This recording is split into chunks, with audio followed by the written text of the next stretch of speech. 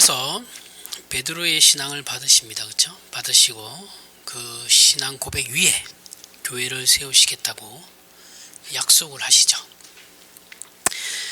우리는 마태복음을 통해서 당시 유대인들이 생각하고 기대한 그런 메시아와 하나님께서 말씀하시고 예언하신 메시아가 다르다라는 것을 우리는 충분히 앞에서 설명했기 때문에 이제는 이해하실 겁니다. 그렇죠? 유대인들이 생각하는 메시아, 하나님이 말씀하신 예언한 메시아가 달라요. 유대인들은 자신들을 하나님의 유일한 백성으로 믿고 있었기 때문에 구원에 대한 문제는 이미 해결받았다고 생각했고, 그래서 자신들이 이제 누려야 할 문제만 남았다라고 생각하는 거죠. 그래서 이 지상 왕국에 그 자신들이 살고 있는 그 땅에 이제 지상 왕국을 세워가지고 이제 해방자, 정복자로서의 메시아를 기대했던 거죠. 그 제국을 만들기를 원했죠. 자신들을 중심으로 한. 하지만 하나님께서 예수 그리스도를 통해 세우시려는 나라는 전혀 다른 겁니다. 하나님께서 통치하시는 예수 그리스도의 십자가로만 백성이 될 수 있는 영원한 나라라는 것이거든요. 그러니까 영적인 것과 이게 육적인 것, 이게 이제 확연하게 나뉘는 문제였죠. 그러니까 유대인들은 세상적 가치로서의 그 나라를 생각했던 거고, 하나님은 계속해서 영적인 것을 얘기하고 있는 거거든요. 본질적인 문제에 대해서 얘기하고 계셨던 거죠. 근데 이제 유대인들은 그 본질을 놓쳤죠. 항상 그 모든 종교가 그래요. 본질에서 벗어나는 순간 끝나요. 돌이킬 수가 없습니다. 이거는 지금 한국 교회도 마찬가지. 본질에서 많이 벗어나 있거든요. 지금 신학이 없어서 벗어난 것이 아니고 바른 신학은 있는데 안 따르기 때문에 벗어난 거예요. 이거는 가톨릭하고는 또 달라요. 로마 가톨릭 때는 신학 자체가 문제가 있었던 것이고, 지금은 신학은 또 올바른 신학이 분명히 있어요. 근데 사람들이 따르지를 않는 거예요. 이거는 이제 개혁의 문제하고는 또 다른 거예요. 이거는 종교개혁이 다시 한번 일어나야 된다라고 얘기하시는 분들이 있는데, 종교개혁은 일어날 필요가 없습니다. 왜냐하면 종교개혁은 신학에 대한 문제였거든요. 근데 지금은 신학은 있어요. 신학은 있는데, 올바른 신학이 있는데 사람들이 그 신학을 따르지 않는 거죠. 그 신앙을 따르지 않는 거에 문제가 있는 겁니다. 다른 겁니다. 그때랑 같이 생각하시면 안 돼요. 제 친구들도 계속해서 뭐 종교개혁 얘기하고 있는데, 종교개혁은 일어날 필요가 없어요. 순종만 잘하면 되는 겁니다. 안 따르니까 문제인 거예요. 그래서 이제 교회라는 문제를 우리가 여기서 생각을 해야 되는데, 교회라는 것이 구약시대에는 이스라엘이 하나님의 백성이라는 표였죠. 그죠? 이스라엘 민족이라는 것 자체가 하나님의 백성이라는 표였어요. 그들이 가진, 그죠? 그리고 그 세상을 향한 하나님의 그 구별됨이 이스라엘 민족이었어요. 구약에서는 그랬어요. 그죠? 이스라엘이 교회였어요. 오늘날 그런데 신약시대에 이르러서는 예수 그리스도의 십자가를 통해서 부름받은 하나님의 백성들, 신자들을 교회라고 하는 겁니다. 그렇죠? 이거는 불가시적 교회라 그래요. 눈에 보이지 않는 교회, 영적인 교회. 이 교회는 절대 망하지 않아요. 그죠? 여러 번 말씀드렸습니다. 하지만 우리가 이렇게 건물을 세우고 사람들을 모으고 이런 눈에 보이는 교회, 가시적 교회는 망할 수 있다고 얘기했어요. 문을 닫을 수 있다고 얘기했습니다. 다른 거예요. 영적인 교회하고 이제 가시적 교회하고 불가시적 교회는. 그 하나님의 백성의 부름, 그 신자들의 모임을 교회라고 하는 겁니다. 그러니까 두 사람만 모이면 교회가 되는 거예요. 저랑 담임 목사님이랑 저랑 둘이만 한 장소에 모여서 예배를 하면 그건 교회가 되는 겁니다.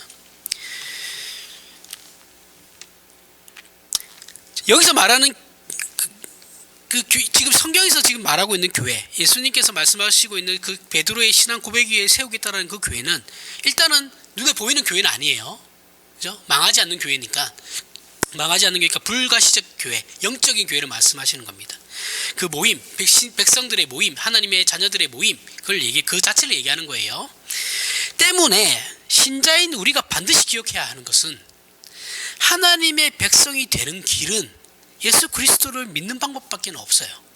그거밖에 없고, 그때 예수를 믿는다라는 신앙 고백은 십자가를 지신 예수 그리스도를 말하는 겁니다. 그죠? 내 죄를 위해서 십자가에서 죽으신 예수를 얘기하는 거예요. 그 고백을, 그 예수님을 믿어야지 내가 구원을 받는 겁니다. 그죠?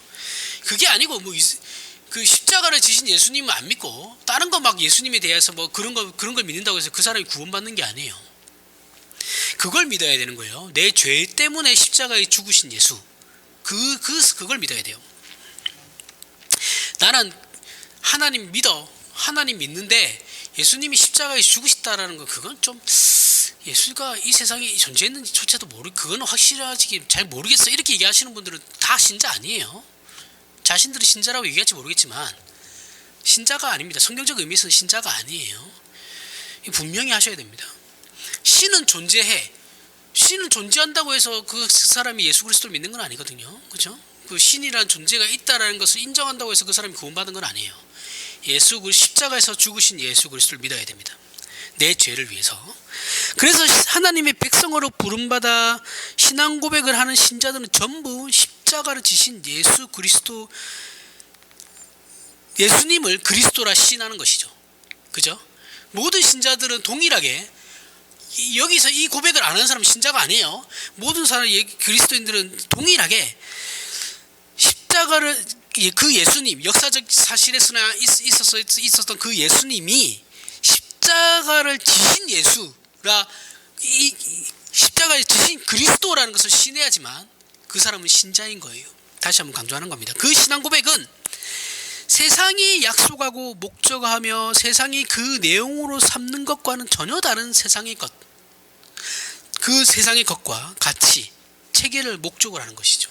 세상이 목적하고 약속하는 것과는 다른, 완전히 다른 그런 것들, 전혀 다른 것을 가치와 체계와 목적으로 한다라는 거예요. 이 신앙 고백이 가지는 겁니다. 주는 그리스도시요 살아계신 하나님의 아들이시니이다 라는 신앙 고백이 가지는 건 세상과는 완전히 다른. 갈라디아서 6장 14절을 보면, 그러나 내게는 우리 주 예수 그리스도의 십자가 외에 결코 자랑할 것이 없으니 그리스도로 말미암아 세상이 나를 대하여 십자가에 못 박히고 내가 또한 세상을 대하여 그러하리니라. 자, 여기서 바울은 십자가가 예수를 믿는 자들과 그렇지 않은 자들 사이에 어떤 단절을 만든다고 합니다. 단절을 의미하고 있다라는 것을 설명하고 있어요. 구별을 하고 있다라는 거예요. 십자가로 말미암아 구별이 된다라는 거예요. 세상과 그 신자와 불신자는. 하지만 오늘날 신자들에게 이 예수 그리스도의 십자가는 세상과 신자를 구별하고 단절시키는 위치에 서 있지 않다라는 것이 이제 문제가 되는 거예요. 예수 그리스도의 그 십자가가 나와 세상을 단절시키지 않는다라는, 이게 문제가 된다고요. 신자임에도 불구하고 세상적 가치를 가지고 그대로 살아가고 있어요. 세상적 목적을 가지고 그대로 살아가고 있어요. 예수를 믿는다고 하면서도 세상적 복을 원하고 있거든요. 그러니까 이 구별이 없어진 이 여기에서부터 문제가 생기기 시작하는 거예요. 오늘날 신자들에게 예수를 믿는다는 것이 십자가를 지신 예수님을 생각하는 것이 아니라 그 옛날 유대인들의 잘못된 신앙, 그리고 메시아에 대한 잘못된 기대와 동일하게 자꾸 우리도 정복자 예수를 믿으면 뭐든지 잘되고 욕심내는 것들이 다 이루어진다라고 그렇게 생각하고 있다는 것이죠. 이게 오늘날 기독교의 주가 되는 겁니다. 주가 되고 있어요. 이렇게 기독교 신앙을 세상적인 목적을 이루는 방법이 되어 버린 이 문제야말로 성경이 가장 경계하고 있는 부분이죠. 그리고 경고하고 있는 부분이기도 합니다. 마태가 이 마태복음을 통해서 계속해서 지적하는 것도 이 내용이에요. 우리는 이 십자가를 지신 예수 그리스도를 주라 시인함으로써 내가 이 세상 사람들과 다른 사람이라는 것을 고백하는 겁니다. 고백만, 내 입술 말만 그냥 한다고 해서 그게 고백이 되는 건 아니죠. 그렇죠? 내가 그 안에 진심이 있어야 되는 거예요. 신자에게 있어서 이 부분이 약화되고 오해가 되면 예수를 믿는다고 하면서 정작 그 신앙의 정체성은 상실해버리는 문제가 발생하게 되는 거죠. 말은 하고 있지만 본인이 어떠한 위치에 있는지, 어떠한 존재여야 하는지를 모르는 거예요. 고린도전서 1장 26절부터 29절에 형제들아 너희를 부르심을 보라. 육체를 따라 지혜로운 자가 많지 아니하며 능한 자가 많지 아니하며 문벌 좋은 자가 많지 아니하도다. 그러나 하나님께서 세상의 미련한 것들을 택하사 지혜 있는 자들을 부끄럽게 하려 하시고 세상의 약한 것들을 택하사 강한 것들을 부끄럽게 하려 하시며 하나님께서 세상의 천한 것들과 멸시받는 것들과 겁는 것들을 택하사 있는 것들을 폐하려고 하시나니 이는 아무 육체도 하나님 앞에서 자랑하지 못하게 하려 하심이라. 이 말은 구원받은 하나님의 백성들이 세상의 것을 근거로 하거나 조건을 해서 부름받은 적이 없다라는 말을 설명을 하고 있는 겁니다. 바울이 똑똑해서 구원받은 자 없고 부자라서 구원받은 자 없다라는 거예요. 그렇게 해서 구원받는 것이 아니라는 겁니다. 하나님의 나라는 세상의 것으로는 조건이나 자격이 되지 않는 나라예요. 다시 말해서 세상의 가치와는 별개의 나라라는 말씀입니다. 그래서 30절 31절에 고린도전서 1장 30절 31절에 너희는 하나님으로부터 나서 그리스도 예수 안에 있고 예수는 하나님으로부터 나와서 우리에게 지혜와 의로움과 거룩함과 구원함이 되셨으니 기록된 바 자랑하는 자는 주 안에서 자랑하라 함과 같게 하려 함이라. 하나님의 나라에서는 모든 것이 예수 그리스도 안에만 있습니다. 모든 것이 그래요. 모든 것이 예수님만이 우리의 지혜이고 거룩함과 의로움이며 자랑이고 소망이며 행복과 승리이고 힘이며 이 모든 것이 그분 안에만 존재하는 겁니다. 그래서 우리는 그리스도만으로 충만해요. 충분합니다. 신자들은 그래요. 이 표현은 세상 안에 있다라는 것과 대비되는 거죠. 반대죠. 그렇죠? 비교됩니다.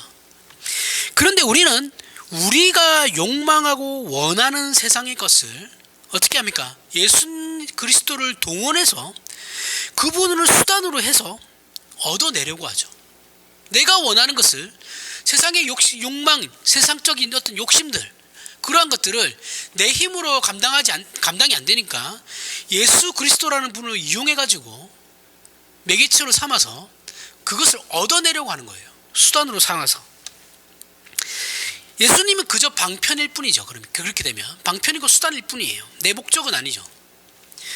우리가 목적하는 것과 내용은 세상적인 것이죠. 이런 경우가 너무 많아요. 하지만 진정한 신자는 그렇지 않다라는 겁니다. 우리 시편에서 오늘 찬양을 했듯이 복 있는 사람, 신자들 말하는 거잖아요. 그렇죠? 그 내용들 한번 생각해 보십시오.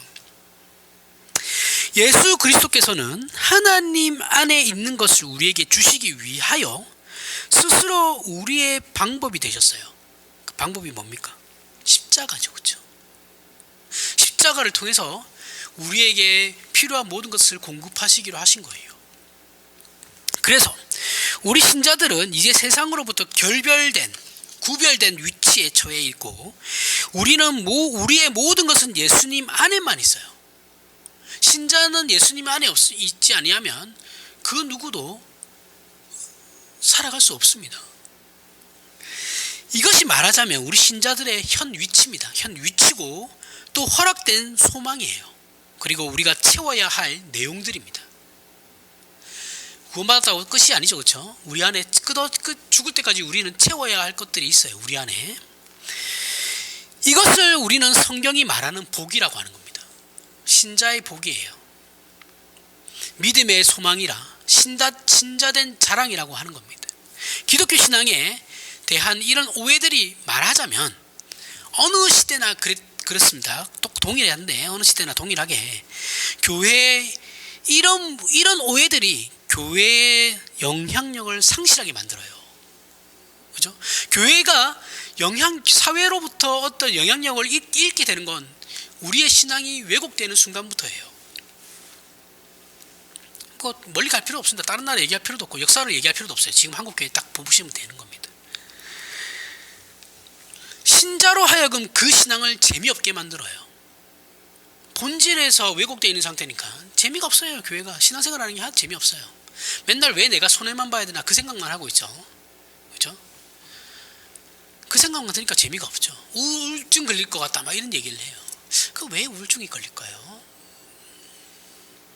실패하게 만들고, 그죠? 유보하게 만드는 원인이 되는 겁니다. 내가 신앙생활을 바르게 하는 것에 유보하게 만들어요. 재미가 없으니까요. 예수를 주라 시인하고 그 신앙 고백 위에 세운 이 교회, 예수님 안에 신자들의 모든 필요가 있고 세상에는 아무것도 필요로 하는 것이 없다라는 이 고백 위에서만 우리 신자들은 소망과 약속을 가질 수 있는 겁니다. 그래서 우리 신자들은 예수님 안에서만 발견되어야 해요.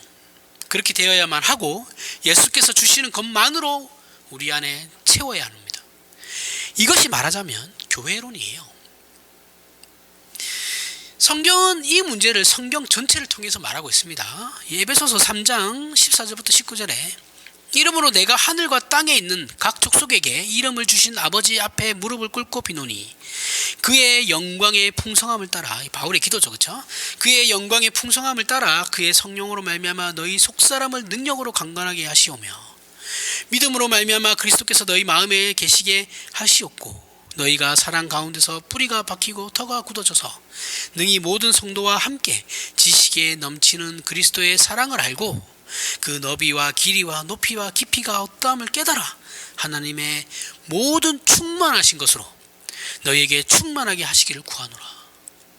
하나님의 모든 충만하신 것으로 너희에게 충만하게 하시기를 구하노라. 여기에 세상에 성공은 없어요. 그죠? 내 부가 쌓이는 건 없어요. 그런 내용은 없어요. 그죠? 전부 다 인격적인 문제입니다. 우리는 교회와 그 교회를 세우는 이유에 있어서 우리가 가진 선입관 때문에 많은 오해를 하죠. 하나님께서 당신님의 자녀들을 교회 예수 그리스도의 십자가로 구원하신 이유 또는 목적이나 내용이 무엇이냐 하면 하나님의 충만하심으로 채우려는 겁니다. 당신님의 그 충만하신 내용들을 우리에게 채워주시는 게 하나님의 우리를 향한 목적이에요. 우리가 성공하고 이런 건 아무 상관없어요. 하나님한테는. 하나님은 당신님이 가지고 있는 그 내용들을 우리가 우리 안에 충만히 채워가기를 바라시는 그거밖에 없어요. 원하는 건 그거 하나밖에 없습니다. 구원은 이미 얻은 것이니까. 그죠? 신자에게 있어서 문제는 이게 중요한 거예요. 구원받았으면 땡 아니죠. 그죠? 이 내용들을 계속 우리는 채워가야 되는 거예요. 죽을 때까지 하는 겁니다. 이거는 우리가 무엇을 해서 먹고 살든 그건 하나님한테 하나님의 관심 밖이에요. 상관없어요. 죄만 안 지으면 되는 겁니다. 성경에서 말하고 있는 그 죄 짓는 일과 그리고 세상에서 욕먹을 그 일을 하지 않은 그것만 안 하면 돼요. 어떤 일이든 해도 됩니다.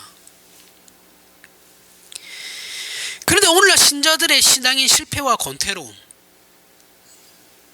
세상의 것을 채우고 싶어하는 것에서부터 시작되는 것이죠. 내 신앙이 재미없고 내 신앙이 자라지 않는 건 내 안에 아직까지 세상의 것으로 채우고 싶어하는 욕심 때문에 그런 겁니다. 세상과 구별되지 않은, 아직까지도 구별되지 않는 양다리를 거치고 있는 그 자세 때문에 그런 거예요. 그러니 아무리 기도해봐야 소용이 없어요.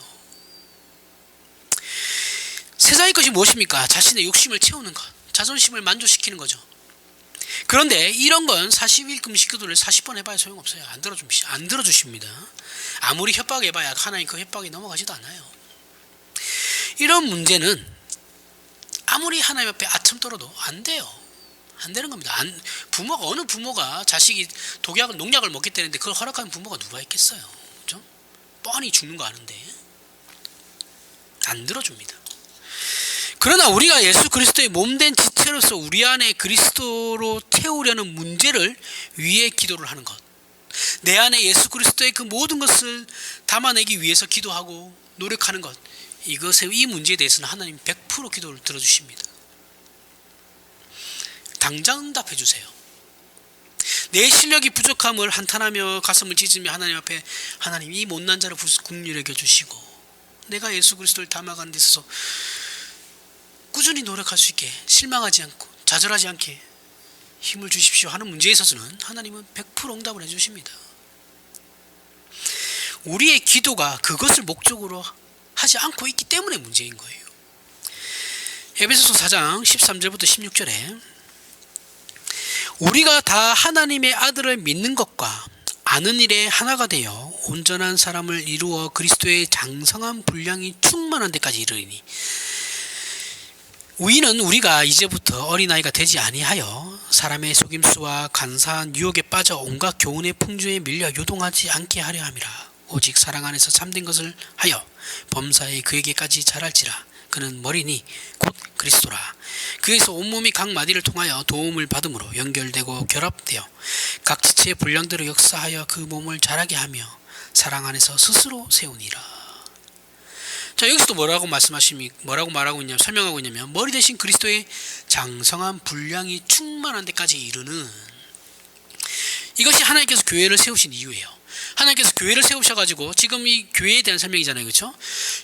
교회에 대해서 설명하시면서 그 교회를 세우실 이유가 각 하나님의 자녀들을 그리스도의 장성한 분량이 충만한 데까지 이르게 하시기 위해 그 교회를 세우신 것이라고 합니다. 그것이 교회를 세우신 이유이고, 하나님께서 예수 그리스도를 통해서 구원하신 당신님의 그 자녀들에게 목적하시는 내용들이에요. 근데 우리는 이거 아무도 안 하죠, 그렇죠? 이거 안 합니다. 이거는 항상 신앙에 있어서 논외예요. 우리는 항상 내일 시험을 걱정하죠. 입시를 걱정하고, 취업을 걱정하고, 아파트 가격을 걱정하죠. 그죠?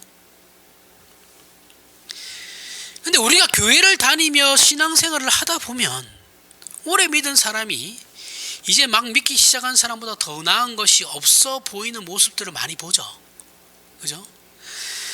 이것이 오늘날 이제 신자들의 현실입니다. 이것도. 자, 그래서 예전에 한국교회에서 한때 모태신앙들과 그렇지 않은 교인들 간의 어떤 갈등들이 있었어요.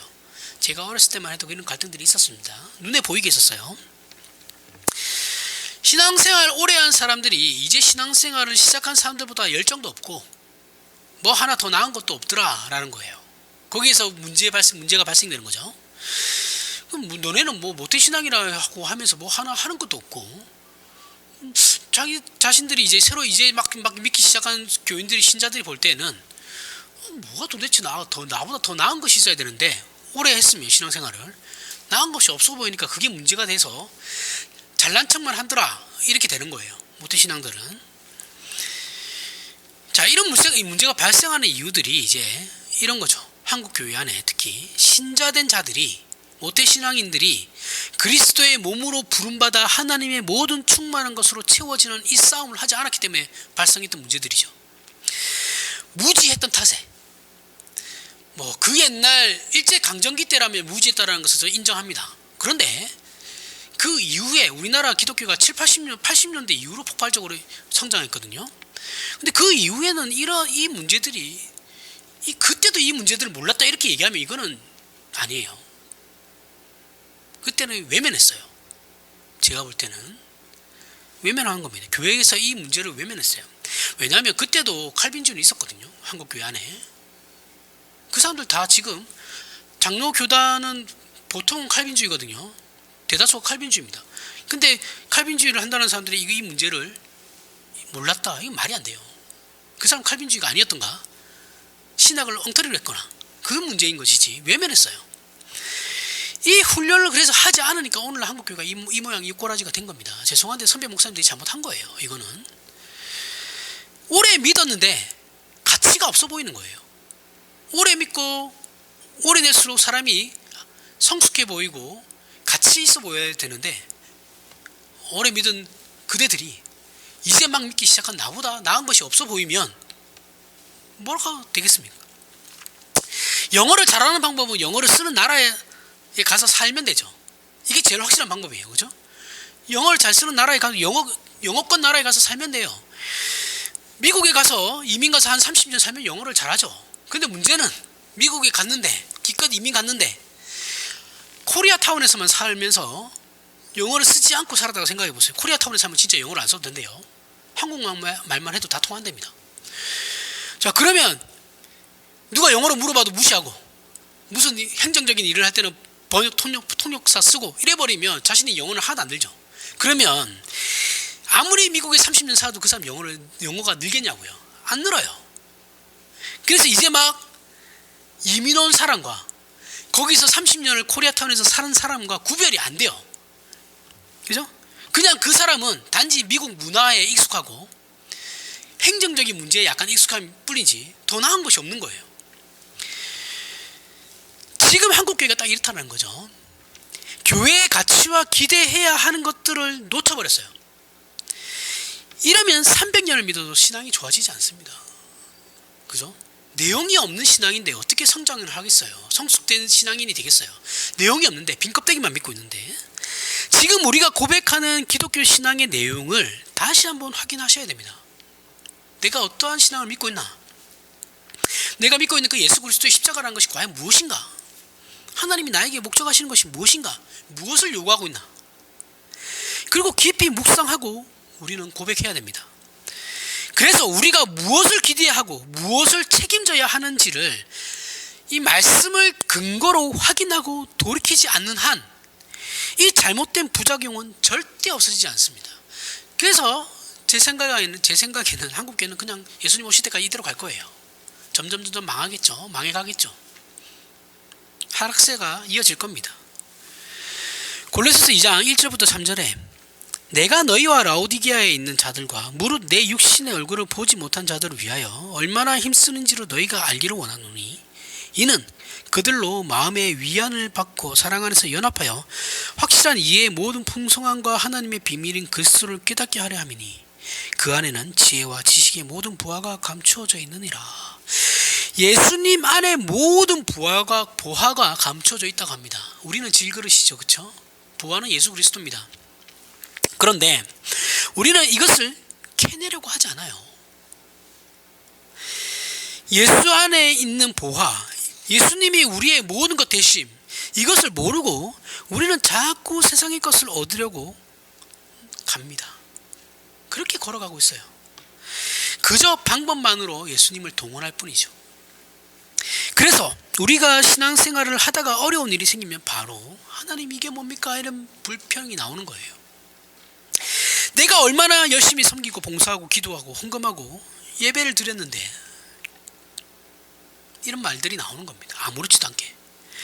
하나님은 수단이고 방편이지 하나님 자체가 우리의 목적이고 내용이 아니기 때문에 이런 말들을 할 수 있는 거예요. 우리는 우리에게 무엇이 진정한 재난이고 무엇이 진정한 복인지를 제대로 파악하지도 못합니다. 보지도 못해요. 우리가 하나님께로 돌아올 수 있었던 신앙의 결정적인 계기, 여러분들이나 제가 하나님께로 회심할 수 있었던 그 결정적인 계기, 그 전화는 전부 세상에서 볼 때는 우리에게 닥친 불행 때문이죠. 그죠? 내가 불행해졌을 때, 나에게 어떠한 큰 일이 닥쳤을 때, 큰 어려운 일이 닥쳤을 때 우리가 하나님께로 돌아갔지, 내가 평안할 때 하나님께 돌아간 적 없습니다. 그렇게 돌아가는 사람 세상에 없어요. 그죠? 그 세상에서 볼 때는 우리의 불행, 그 불행이 우리로 하나님께로 돌아가게 만들었다는 것이죠. 그 좌절과 위기 속에서 회심이 일어난 거예요. 우리가 하나님 안에서 얻어야 하는 것들을 놓치고 있는 한 우리의 신앙은 계속해서 불평으로 연결되고 불평할 것이 없을 때는 어떻게 됩니까? 불평할 것이 없이 편안하다. 그럼 어떻게 돼요? 무관심해지죠. 오늘날 교회에 젊은 사람들이 없죠. 그죠? 젊은 사람들이 없어요. 아이들은 더 없어요. 1차적으로는 부모들이 문제입니다. 부모들이 아이들을 신앙교육을 안 시켜요. 죄송한데 신자의 집에서 난 자녀는 좋든 싫든 간에 어렸을 때는 강제적으로 신앙을 주입해야 돼요. 그리고 걔가 사리분별할 나이가 되면 그때는 지가 알아서 하는 겁니다. 성인이 됐을 때는. 그때까지는 신자된 부모이지만 신자된 입장에서 자식을 가르쳐야 되는 의무는 있어요. 매를 들어야 됩니다. 어렸을 때는. 교회 안 나가면. 죄송한데. 그렇게 해서 나중에 그래서 나 안 갈래요 이러면 그거는 자기가 알아서 할 문제입니다. 뭐 어쩔 수 없어요. 그거는. 다 컸는데 어떻게 그 멱살 잡고 끌고 오겠어요? 힘도 안 되는데. 힘으로 이기겠습니까? 못 이기죠. 그때는 기도만 해주는 거예요.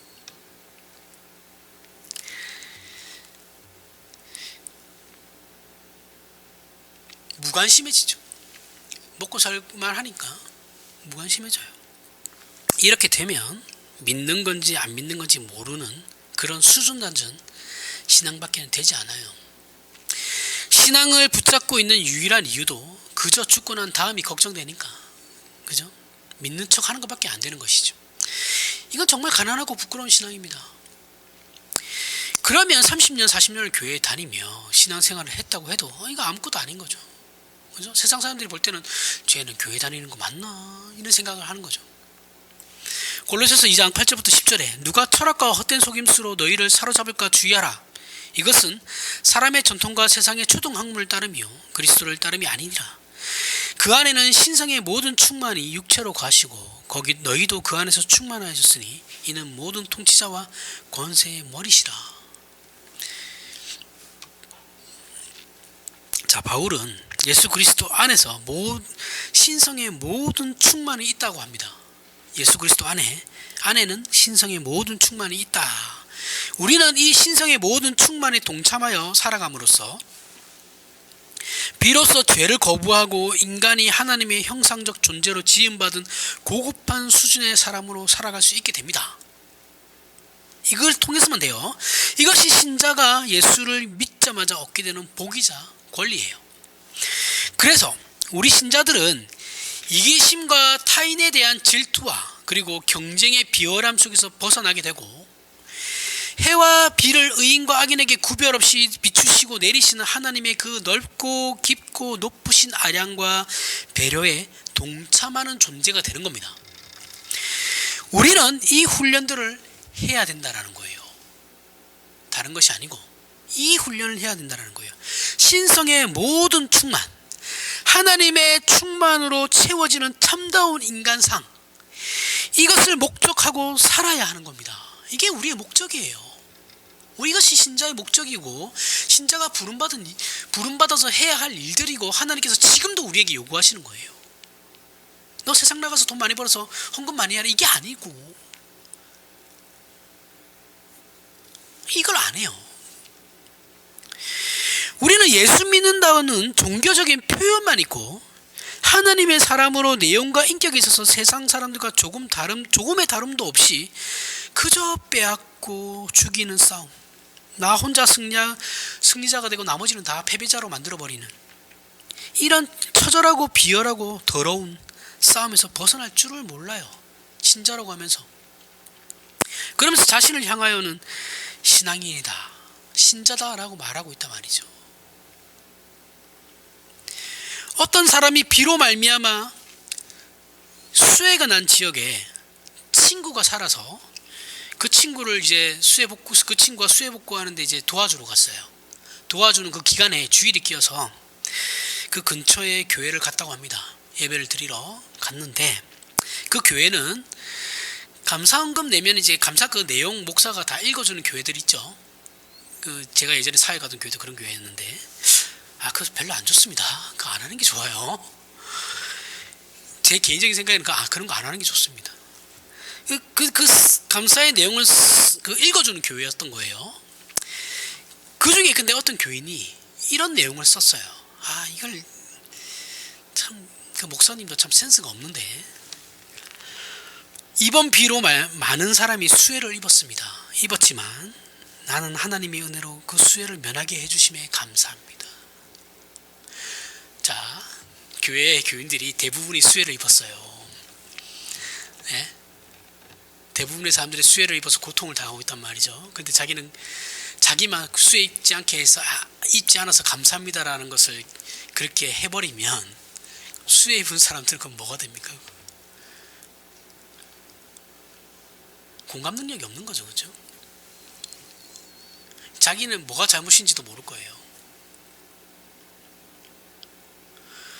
이러면 예수 아무도 안 믿습니다.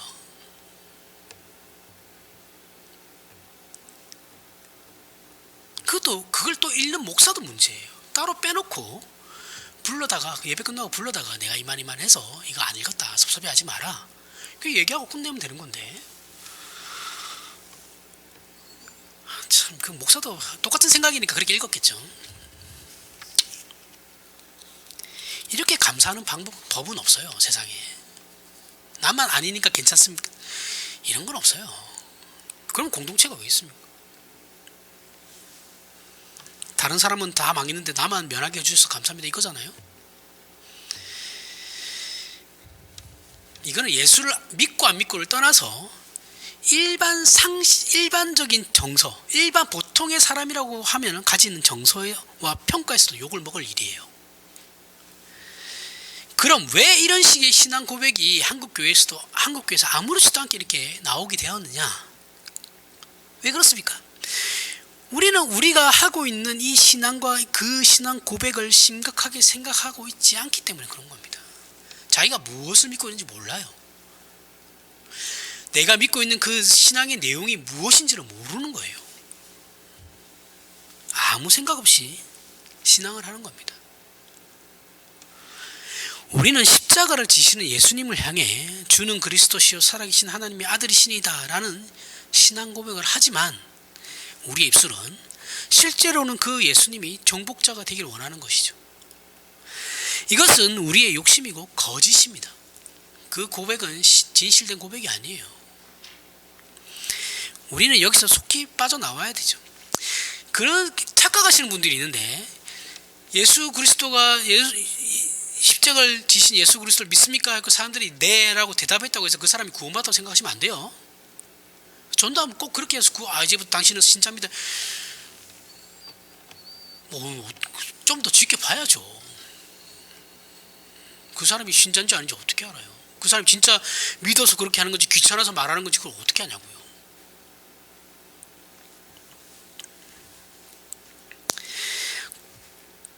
골로새서 3장 12절부터 17절에 그러므로 너희는 하나님이 택하사 거룩하고 사랑받는 자처럼 긍휼과 자비와 겸손과 온유와 오래 참음을 옷 입고 누가 누구에게 불만이 있거든 서로 용납하여 피차 용서하되 주께서 너희를 용서하신 것 같이 너희도 그리하여 하고 이 모든 것 위에 사랑을 더하라. 이는 온전하게 매는 띠니라. 그리스도의 평강이 너희 마음을 주장하게 하라. 너희는 평강을 위하여 한 몸으로 부르심을 받았나니 너희는 또한 감사하는 자가 되라. 그리스도의 말씀이 너희 속에 풍성히 거하여 모든 지혜로 피차 가르치며 권면하고 시와 찬송과 신령한 노래를 부르며 감사하는 마음으로 하나님을 찬양하고 또 무엇을 하든지 말에나 일에나 다 주 예수의 이름으로 하고 그를 힘입어 하나님 아버지께 감사하라. 감사하라, 기뻐하라, 양보하라, 겸손하라. 이런 것들은 그리스도의 말씀이 너희 속에 풍성히 거할 때만 생기는 것으로 예수 그리스도 안에만 있는 것이고 예수 그리스도로만 배우는 것이다 라고 말씀하고 있는 겁니다. 하지만 세상은 이렇게 가르치지 않죠. 그죠? 세상은 이렇게 가르치지 않습니다. 세상은 이기고 싶으면 상대방을 죽여, 짓밟아, 거짓말해. 야, 목적이 중요하지 과정이 중요하냐. 어차피 결과만 남아. 결과가 중요한 거야. 양보하지 마. 양보해봐야 너만 호구돼. 이렇게 가르치는 게 세상이죠. 하지만 우리 신자들은 그렇게 배우지 않습니다. 그죠? 내가 손해보는 거 뻔히 알지만 속아줘요. 속을만 하면 속아줍니다.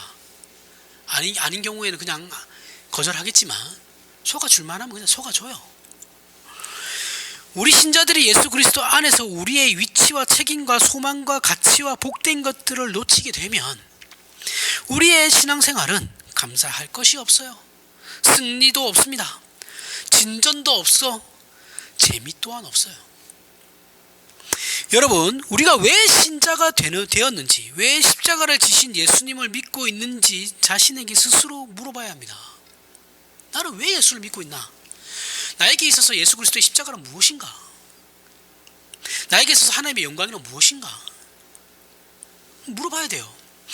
우리가 지금 십자가를 지신 예수님을 주는 그리스도시요 살아계신 하나님의 아들이시니다 라고 고백하고 있다면 기대하고 소원하는 것이 세상과는 달라야죠. 최소한 내가 소원하고 내가 원하고 있는 그 소원들이, 기대들이 세상 사람들과는 달라야죠. 똑같이 아파트값 오르기를 바라고 있으면 안 되죠. 우리의 모든 소망과 욕심과 기대가 영적인 것이어야 하고 거룩에 속한 것이어야 하며 영혼에 속한 것이어야 되는 겁니다. 그 일에 우리가 제대로 된 신앙의 반응과 책임을 질 때 우리는 매일매일의 삶이 과연 믿는 자 믿는 자가 받는 복이 무엇인지를 아는 그 승리와 감사로 연결되어질 것입니다. 그리고 모든 믿지 않는 사람들이 저 사람은 우리와 다르구나 라고 증거하게 될 것입니다. 이 싸움과 책임에 우리 모두 참여하셔야 돼요. 나는 좀 이따 할게요. 열애입니다. 그런 건 없습니다. 무조건 동참이에요. 안 되면 하나님께서 멱살 잡고 끌고 가시는 겁니다. 그러면 인생 고달파지는 거예요. 우리의 인생 신앙 고백이 빛을 발하는 신자된 영광을 제발 올 한 해는 누리시길 바랍니다. 기도하겠습니다. 하나님 감사합니다. 우리 하나님께서 예수 그리스도를 통하여 우리를 죄와 사망에서 구원하시고 하나님의 백성 삼아 주심으로 의와 진리의 거룩함으로 지은 새 사람이 되게 하셨습니다. 우리는 이제 예수 그리스도 안에 있고 우리 주 안에 우리의 모든 필요가 있습니다. 거기에는 행복이 있고 자랑이 있으며 감사가 있고 영원한 것이 있으며 모든 복이 있음을 우리가 고백하고 시인합니다. 그러므로 하나님의 자녀라는 이름으로 스스로를 고백하였은즉 하나님의 자녀로 마땅히 져야 하는 책임과 규칙과 소망과 충실한 그 소망에 충실한 저희들이 되게 하여 주시옵소서. 감사합니다. 예수님 이름으로 기도합니다. 아멘.